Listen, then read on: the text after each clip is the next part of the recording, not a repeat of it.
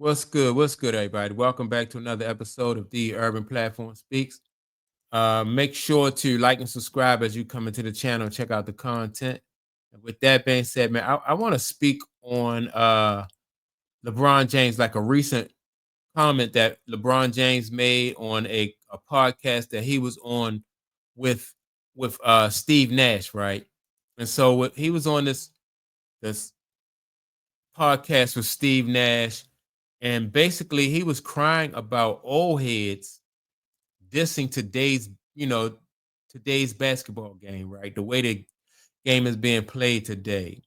And I think, it's becoming obvious that LeBron James is he's just whining and complaining, unless you're saying something positive or good about LeBron James, then he really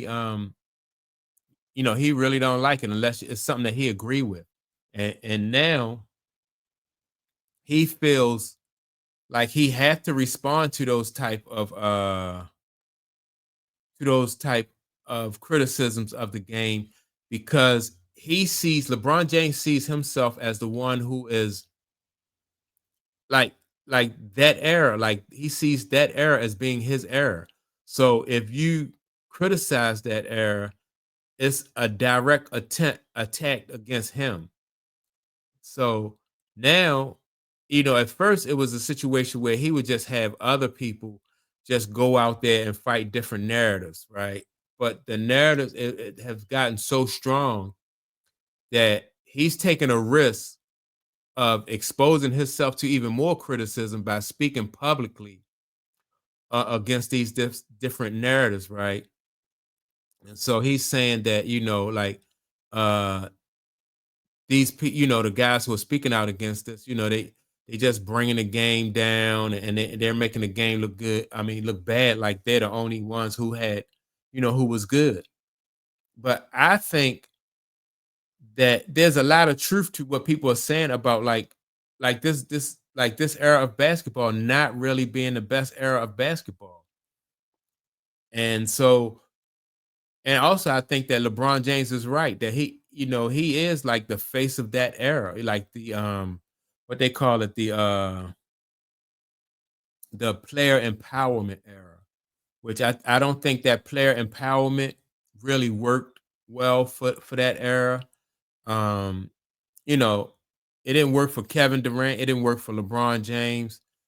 Did player empowerment, I don't think it hurt. It didn't hurt Steph Curry because Steph Curry stayed with one team throughout his career.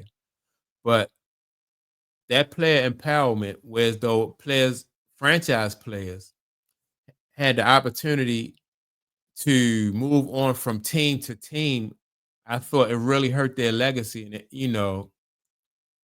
and so it wasn't a good thing for them. And so now that their era is almost over with, LeBron James has gone into panic mode, whereas though he was letting other people put out, just be his talking, like do all his talking and speaking for him. He's so desperate now that he's doing podcasts and coming out and speaking against, these old heads.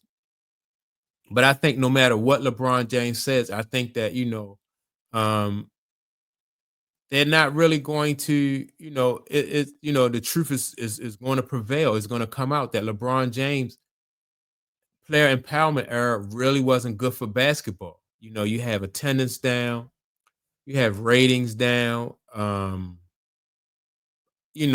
sales and stuff like that, far as merch and stuff are down.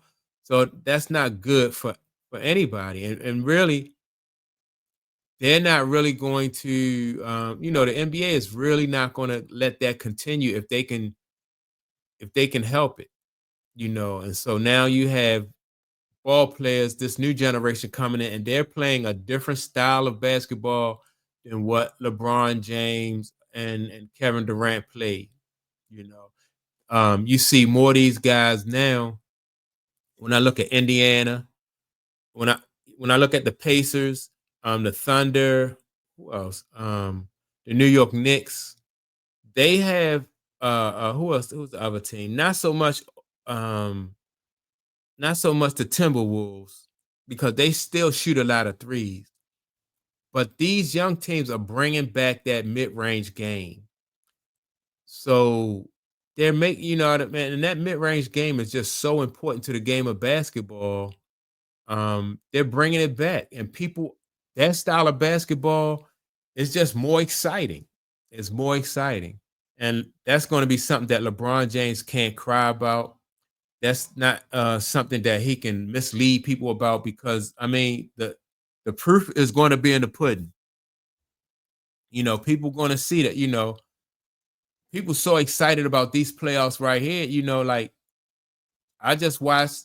Who was it? OKC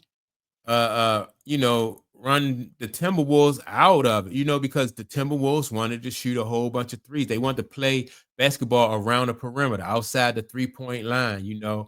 And if you can't hit them shots, you're going home. And late in the season, most of the time you don't. You have to be strategic with when you shoot those 3-pointers. And LeBron James continuously tried to sell us on his style of basketball. The 3-pointers or even the dunk. And that's not basketball. Basketball is a more strategic sport than that. And so I think, he's trying to hold on. But I also think that there's like a battle going on between Michael Jordan and LeBron James. I think Michael Jordan probably take more things personally than what he let than what he let on publicly. And I think that it's a great strategy. I don't know whose idea it was for Michael Jordan to come back and to do some work with NBC, but I think that was a great strategy. I don't think that when people see like the way that these young guys are coming in behind LeBron James and the way that they're playing the game, look at how much excitement like the New York Knicks fans had for what's the kid name? Jalen Brunson. Jalen Brunson don't shoot a lot of threes. He go to the rim or he operate within 15 feet. And that's that. He got a nice mid range game, even though he's not a big guy, but he can get his shot. He can get his shot off. Um, Gilchrist, what's his name? Shea Gilchrist Alexander. This kid, it's his mid range game is a beast. Who was the other guy? Now Halliburton. I like Halliburton. Halliburton has he has a decent mid range game, but he got a guy on there. What's that 6 foot guy? His mid range game is just, oh man, he comes off the bench too. The white guy, he probably only about like 6 foot 6'1". I don't even know if he's that tall, but his mid range game is a beast. He finds spots on the floor where and they just that mid range game just constantly applies pressure to the defense. If you have two teams and both of them shooting 3-pointers, then you can go on a drought. You can have a 2 or 3 minute drought and it not really affect you. And but if you have somebody coming down and they scoring, two every time they get down and they shoot the three from time to time, that just keeps constant pressure on you, and they gradually separate themselves from their opponent because they scoring more often. And that's the style of basketball that Michael Jordan is going to promote. That's the style of basketball that this new generation is playing, and that's totally different from what LeBron James played, when he was in there, during his era. And so yeah, man, it's a battle, but I think LeBron James is fighting a losing battle because the fans are just gonna be like, "Oh, we like this," you know. And Mike is gonna come back just to he don't even really have to address LeBron James directly. He can just really promote the style of basketball that is being played now. And it's going and people gonna like it because you're gonna see ratings. People going to be more excited about that style of basketball. It's more interesting to watch when you got people when there's a strategy to the game instead of everybody just you just come from one 3-point line to the other 3-point line, jacking up threes. That's not a strategy. Even Kobe Bryant said that there was no strategy to basketball, anymore, and he didn't like the way he saw the game heading towards. And so that's, I think, part of why Mike Jordan is going to come back and address, that, usher in that formula that they had in the NBA that was working.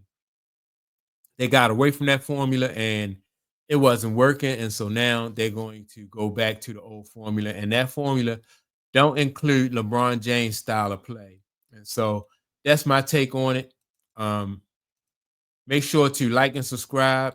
And with that being said, also leave a comment and I'll check you all out in the next video. Peace.